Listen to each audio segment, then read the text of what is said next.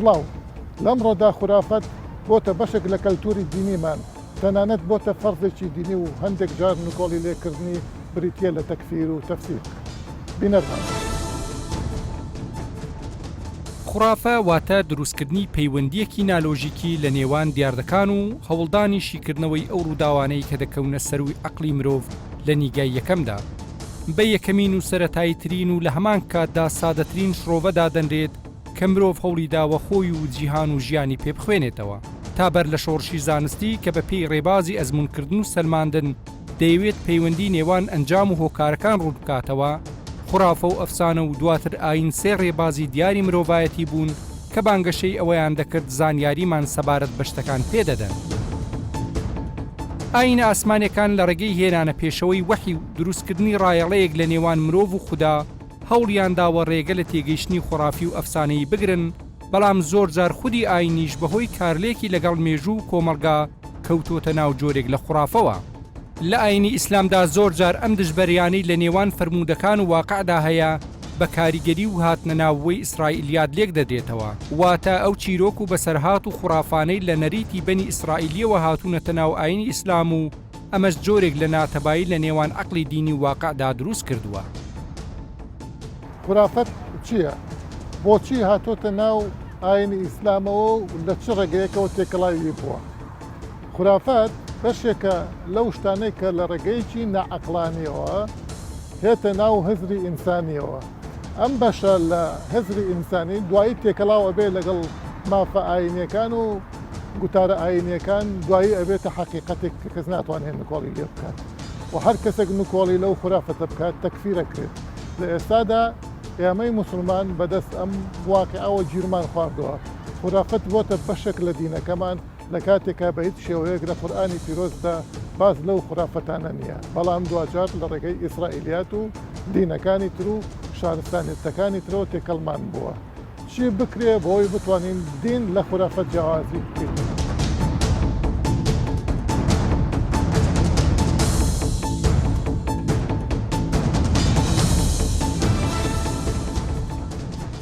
مامۆستا شێرزاد، خورافەت چییە بە کورتی؟ خورافە بریتێ لە چیرۆکی پاڵەوانێک کە کۆمەڵێک شتی یا کردەی بڵێ لە دەرەوەی یاسا فیزیکەکان ئەنجامەیات و پەیوەندی بە خواشەوە هەیە، پەیوەندیژەکە لەگەڵ خوایە، پەیوەندیەکە لەگەڵ خوایە. شتەکان میتافیزیکن، غەیبین، نادیارن یا ئەوەی کە طبعاً باس کراوە. طبعاً ئێمە ئەستورەشمان هەیە لەگەڵ خورافەیە، ئەستورە کە باسی چیرۆکی خواکە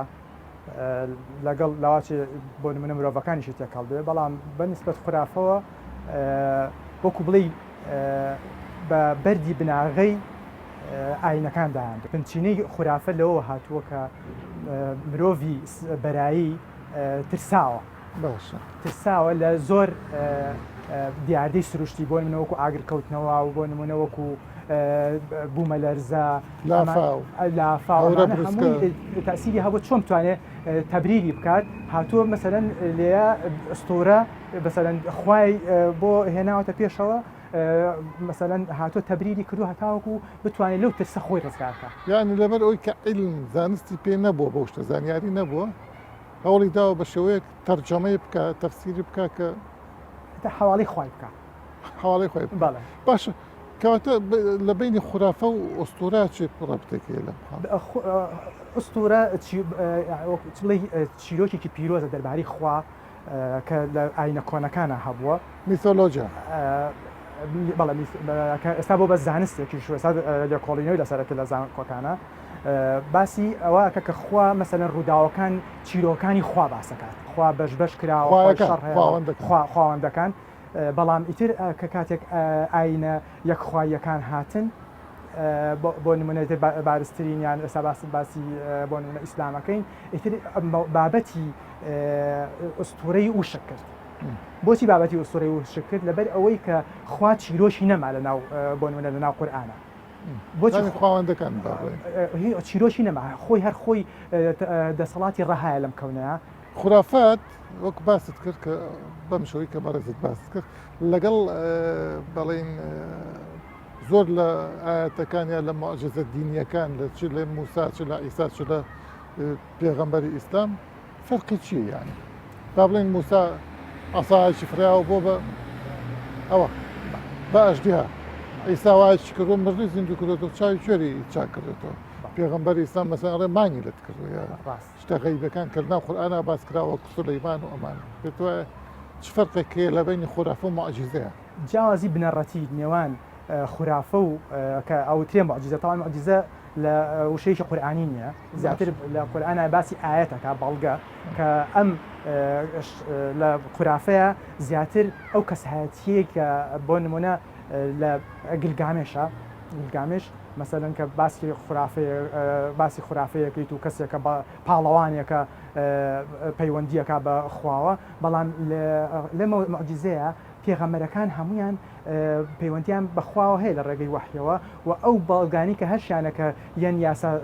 سروشتەکان ئەشکێنن بۆ منە حشتێک دێتە دەرەوە مردوو بە ئەمری خوازین وکاتەوە ئیسای پەیامبەر لێرەیە جیاوازیە بنەڕەتیەکە ئەوەیە کە ئەم بەڵگەیە یا ئەم توانستە هەمووی ئەگەڕێنرێتەوە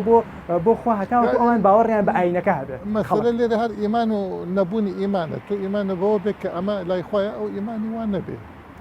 وەکوتم جیاوازە بنەڕەتەکە ئەوەیە ئەم بەڵگانە کە ئیراوە بە پەیامبەرەکان بۆ ئەوەیە کە خۆیان بچەسپێنن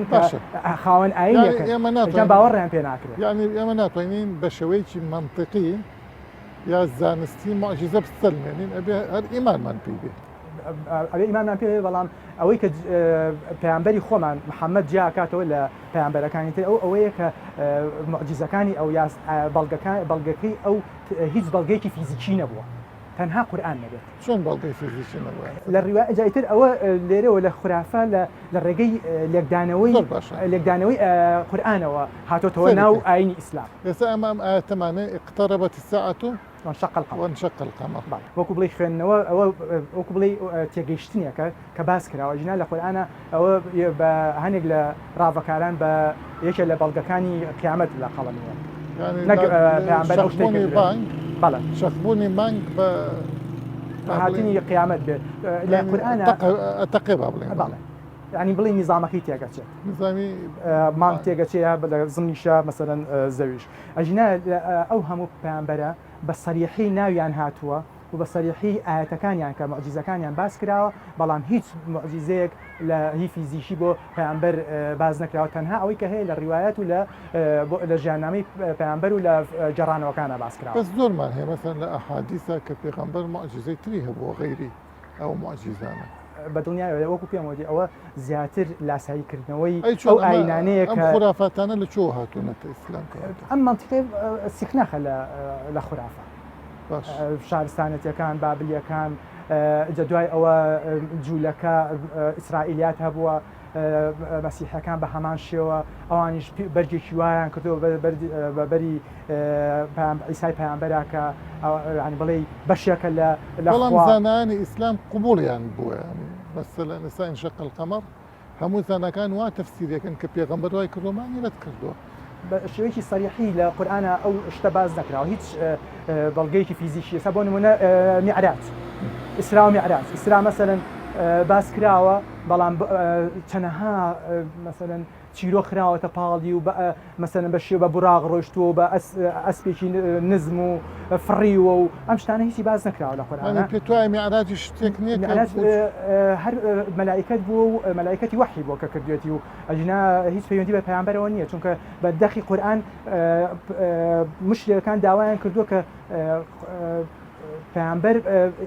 محەممەد بچێ بۆ ئاسمان مەرج نییە بە شێوەی فیزیکی بوو بێت لەواچێ مەسەلەن بە بینینێک بوو بێت بەڵێ ئەو فیزیکیە بەو شێوەیە هەتا لەمەکەشەوە بۆ قودسەر بە خەوبینین سێریەکەی هەر ئەوە یەشێکە لە بۆچوونەکان ئەوە ڕەتی بە جبریلەوە هەیە کە هیچ پەیامبەرێکی باشە چێ لە عولەما ئەم تەفسیرەی بەڕێز دەکات زۆرتر بەو شێوەیە وڵای لە عولەما مەسەلەن ئەوەی کە زیاتر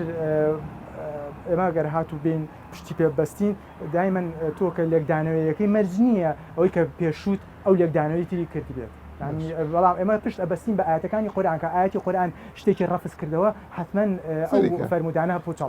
پرسیارەکە شێوتر تۆ پێتوانیە هەر عقلی دینی بۆ خۆی ئەو عقلی کە عقلێکی متدەینە و غیبیات قبولەکە خرافاتەکەش قبولەکە بەڕاستی شتانە ئەیان بە دەرە لە باسی قورآن و ئەو بابەتە تەنانەت چەندەها دژدەیەکی تیا بۆ نمونەڵێ لە بەیت المەقدیس پەیامبەری ئێمە پێشنیێژی کردو بۆ پێغەمبەرەکان بەڵام دوایی ئەچێت لە میعراجە بەبێەوەی نوێژ بزانێ یا بێەوەی ئەو نوێژەی کردوێت لە دوایە لە میعراجە نوێژ فەرزەکرێت پێش ئەوەی کە نوێژ فەرزوێت نوێژ بۆ پەیامبەرەکان دەکات یانەوە تا مەسەلەن باسی واکە کە موسای پەیامبەری بینیۆ لە ئاسمانی سێم 50 نوێژ بووە دوایی بگەڕێرەوە هاتۆتەوە بوتی پەیامبەری بۆ بە نیوە بۆ بە نیوە 25 دوایی هاتۆتەوە بۆ بە نیوە باشە نیوەی 25 چەندەکات ئەکاتە 12 نوێژ هەیە دوایی دەڵێن دوایی لە 5 گیرساوەتەوە کەس بۆچی ئەم عقلە دینیە ئەم عقلە ئیسلامیە ئەم زانە فەقیهانە بۆ ئەمان قبول کردووە بۆ شوێ هەموو باسیەکەن و کەسڕەتی ناکاتیان زیاتر ئەوەی کە خۆ دەزانی دینداری بەشێکی زۆری دینداری ئەم ناوچەیە زیاتر لاساییکردنەوەیە بە دەرە لە لێکۆڵینەوە و توێژینەوە لە دەفەکانە تاوەکو خۆ دەزانی یان زمانی عەرەبی یان تا مەسەلەن عەرەبەکان خۆشیان لە نەتیجەی ئەم فترە زۆرە و اینجا دوای ئەوە هەبوونی ئەو پاشا یا خەلیفە ئەوەی کە پیانەوەتی قەپاڵکەر بە کورسیە هەبووە زیاتر مەسەن ڕەواجیان ناوە بەم جۆرە ئەفسانە و ئەم جۆرە چیرۆکانە تاوەکو خەڵک زیاتر مەسەلەن بەم شێوەیە خەلیفەماوە سەردەمی علم و معریفەش ئێستاش زۆربەی مسلمانان و زانایانی دینیش هەروە ئەڵێن یانی تر بۆ خەتای خەلیفە لە مەعاویەوە بگرین هەتاکو عەبدولحەمید ئەوەش یەکێکە لەو هۆکارانی کە ئەوەیە تەوان لێو ئاوەکە ڕژاوە بۆ نمونە سەردەمی عەباسیەکان ئەوە ئاوەکە ڕژاوە بۆ نمونە کەسێک ئەگەر هاتوو لە ئەگەر هاتوو لە قوتابخانەی یا لە ئاین لە بەجاری ئاینیانەی خوێن بێت بۆی نییە بیرکاتەوە کاتە کەسە زانستیەکانیان بەدەر کردووە لە ئاین زیاتر بڵێ وەکو بڵی مەلاکان و ئەوانەی کە زیاتر لە مەجال ئاینەکەیە مەسەلەن ئیشیان کردو و خوێنویانەتەوە زیاتر ئەوان دینیان بڵاو کردو نە کەسە زانستیەکان.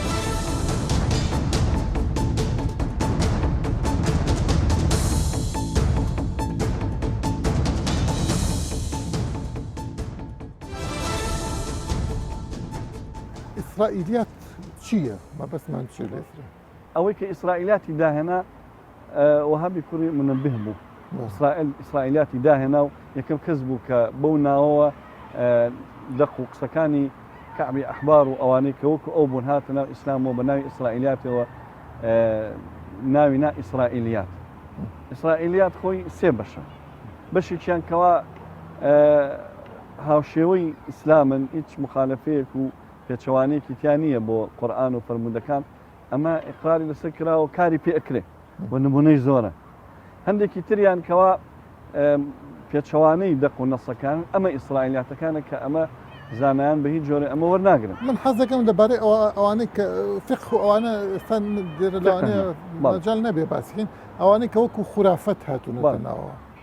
ئەوانەی وەکو خورافەت هەبوون کە بۆ نمونە ئێستاکە لە ڕیوایەتەکان کە باسی کاڵێ خی گەورە ئاسمانی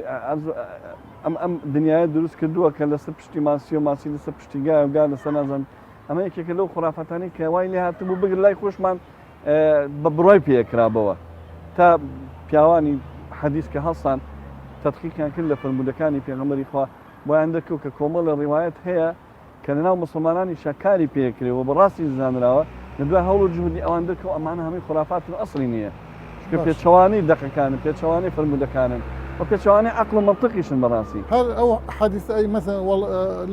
لەولاک ما خەلەقت الأفلاک بەڵێ ئەوەش یەکێکە لەو فەرمودانەی کەوا خۆی ئیسرائیلات هەندێک لە زانایان وتوانە ئەو فەرمودانەی دەکرێتەوە کە لاوازن کە ضەعیفن باش پێت وایە ئەم ئیسرائیلیات ئەوانەی کە بڵێن جوولەکە هێناوێنێتە ناو ئیسلامەوە ئەگەر ڕاست بێ ئەم قسەیە مؤامرەیەک بوو بێ یا هەر عەقڵی متدەین خۆی قبوڵی بۆ حەزی لەو خورافاتە بوو ینی نەخێر خۆی ئەسڵی ئیسرائیلاتەکەش کە پێغەمبەر صلی الله علیه وسلم خۆی قسەی لەسەر ئیسرائیلات هەیە أفمن فلا تصدقوهم ولا تكذبوهم ولا روايات اختلاف حدثوا عن بني إسرائيل ولا حرج پیغمبر صلی الله علیه وسلم که خوای گەورە بە رحمة العالمین باسێکە رحمة العالمینەکە تەنها بۆ مسلمان نەبوو بۆ ئەوانیش بووە طبعا هەندێک نەس و دەقی ئەوانیشی وەرگرتووە یەکێ لە پیاوانی یەهود هاتە لای پێغەمبەر صلی الله علیه وسلم وتی پێغەمبەری خواخوای گەورە ئاسمانی بە پەنجەیەک دروست کردووە ئەرزی بە پەنجەیەک دروست کردووە و ئەشجار و دار و بەردی بە پەنجەیەک دروست کردووە دوای خی گەورە ئەو ئاەت پێغەمبەر ساسم کە گوێی لەمە بوو نەیفەرمود درۆکە یاوانە تصديقي قسەکەی کرد بۆ ئاەتێک وما قدر الله حق قدره والأرض جميعا قبضته يوم القيامة والسماوات مطويات أمي بو خوێندەوە ئەمە قسەی ئەو کابرا یەهودی بوو کە هاتە لای پێغەمبەر صلی الله علیه و سلم ئەو ئاگای لە ئاەتەکە نەبوو يعني قسەکانی ئەو لەگەڵ ئاەتەکە ڕێگە کرد بەڵێ چونکە ئەو هاتووە ئەرز و ئاسمان و هەموو مەوجودات و مەخلوقاتی تەوزیع کردووە کە ئەمە بە پەنجەیەکی گیراوە ئەو بە پەنجەیەکی گیراوە ئەو دوای هەر هەمووی لە ئاەتەکە قبضته بۆ هەمووی کۆ بێتەوە بەڵام مثلا ئەم ئاەتە لە مەکەدا بەسیوە ئەخی دەمت مەکە یەهودی تیا بوو پێغەمبەر صلی الله علیه و سلم دراوسی یەهودی هەبوو یەهودی تیا بوو یەهودی لەم ساڵانی کۆتاییە کە وردە وردە نەمان و بەن و ئیقراض ڕۆینا لە سەردەمی پێغەمبەر و سەحابەکانە حتا لە تابعینیشە ئەوان وجودیان هەبووە و بڕاپێکراو بوون زۆریان لە زانەکانیان لە عالمەکانیان بەڵام دوایی دەستێک هاتە ناو ئیسلام و بەناوی ئیسرائیلیا لە کۆمەڵە ڕێوایەتی تری خستە ناو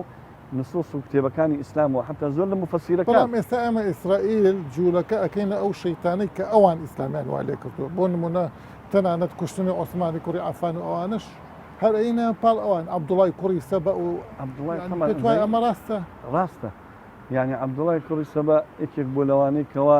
دایما تحریضی مسلمانانی کردووە لە بینی سەحابەکانە تحریضی کردوون هانی یاون بۆی کە محاربە یەکتر بکەن بمبور ئەمە بابەتی من نییە لێرە ئەبێ بەس ئەو خرافتانە کە هاتوونە بۆچی هاتوون یعنی بۆچی مسلمانان قبولیان بۆ دوای زۆر جاریش بوونەتە حەدیثی صحیح بۆ نمونە ئەو حەدیثەی کە باسیەوە کە هەورە تریشقا قامچیەکە بەدەستی گەورەوەمان بڵێ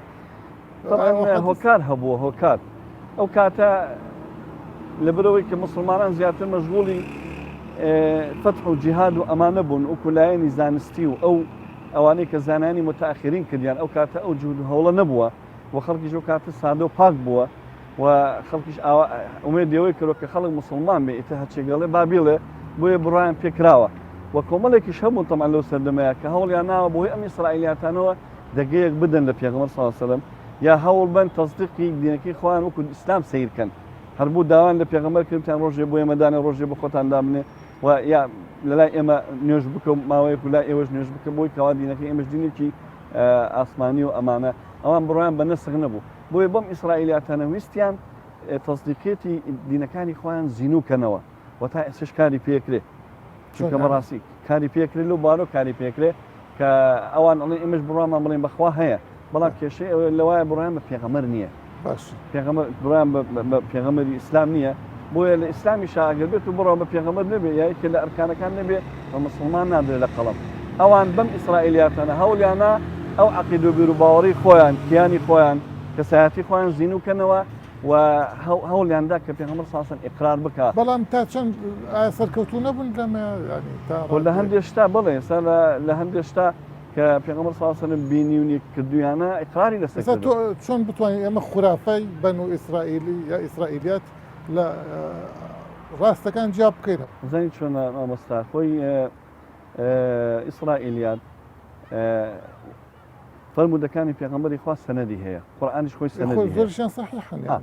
سەنەدیان هەیە ئیسرائیلیات سەنەدیان یعنی مەسەلەن ئێستا ئەو ڕیواتانی ئەگەر بچیت تەتقیقیان کەی ڕاویان نییە ڕاوی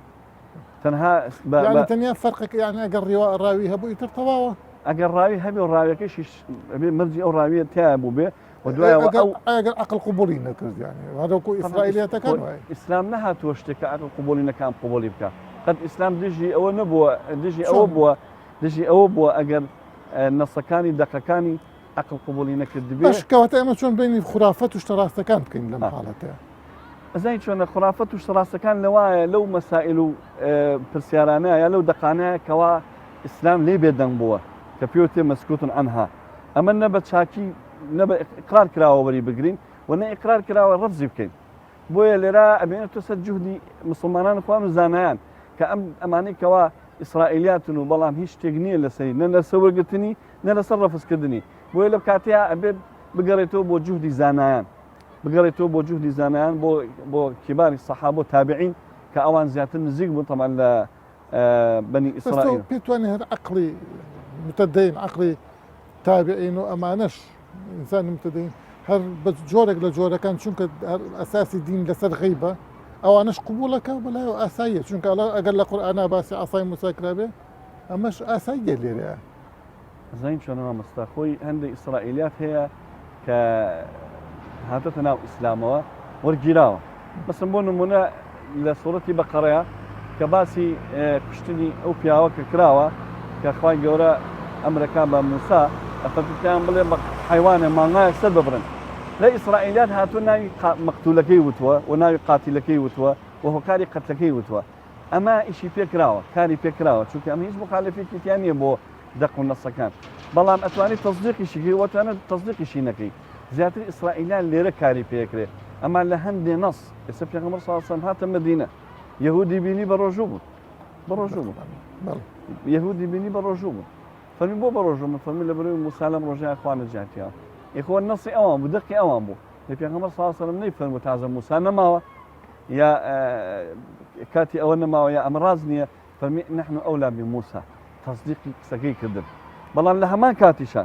ئیمامی عومەر کە لاپەڕەیەکی تەوراتی پێ بێ و ئەچێ بە پێغەمبەری خوێنێتەوە پێغەمبەر صلی الله علیه و سلم تووڕە ئەبێ فەرمێگە موسا بمایە ما وسعه إلا أن يتبعني باش أما بو يعني أم تناقضني أزني بو لبروي هندي حالتي الإسلام لدواء أو كجنجا كحالتي خوي ورقد سقام جيري ورقد كاري بيكري بس كسقام جيري ورنقد وزاني هل شبه دروزبي كمال شد دروزبي كاري كشتك بوشتي خرافي وأسطورة بوشي ورجيري يعني إذا شو ما مستعد إسلام عقيدو بيروباور الإسلام سردم يكمل بيغمبر صلى الله عليه وسلم هیچ شتێکی قبول نەکەن نە زیارەتی قبر نە کۆمەڵێ بەڵام سەردەمێکیش هەبوو فەرمی بڕۆ سەردانی قبرکەن سەردەمێک هەبوو ئەی فەرموو یعنی مەجای کۆمەڵە شتی ئەدا کە جاران مەجای نەئەدا ئەمە ئەگەڕێتەوە بۆ چەسپاندن و یعنی ئەو حاڵەتە تەسبیت ببێ و عەقڵ وەری بگرێ کە گەیشتنە ئەو حاڵەتە ئەو کاتە ئەتوانی تۆ ئەم ئێستا مثلا بۆ نمونە کۆمەڵە نەس هەیە با من بیشی بیسم با بزانم کە لە تەفسیرەکانە هاتووە یا لە کتێبەکانە هاتووە بەڵام ئەی پێوم بەچی پێوم بەوەی کەوا ئێستا کارێک کراوە کە ئەتوانی هەموو دەقەکان بپێوی ئەو کاتە ئەتوانی وەری بگری ئەگەر بێت و بڕایش بە ئەوەی کە ئەو شتە باسەکە ئەو کەسە باسەکە منی بۆ نمونە کۆمەڵی زانە هەیە وتوانە بڕوا بەمانە نەوەکەن تۆدای مخالەفەی بکەیت چۆن زانای ئیجتیهادی کردووە ئیجتیهادی کردووە تۆشخوا ئەوەندەی پێیاوی کە ئەم کۆمەڵە شت هەیە بەدیهیە ئاسانە ئیسرائیلیات لە شتە مەسکوتەکانە کەڕاهەتی تایە لەبەرەوەی دیاری نەکراوە خوڕافە هۆکارێکی بەهێزە بۆ تێکشکاندنی عەقڵ و خراپ بەکارهێنانی بە بیانووی ئەوەی دەتوانێت ڕاستی ڕوون بکاتەوە هەر بۆ یەکگەشەی عەقڵی زانستی دەبێتە ڕێگر لە بەردەم خوڕافە و کرانەوە بەڕووی جیهاندا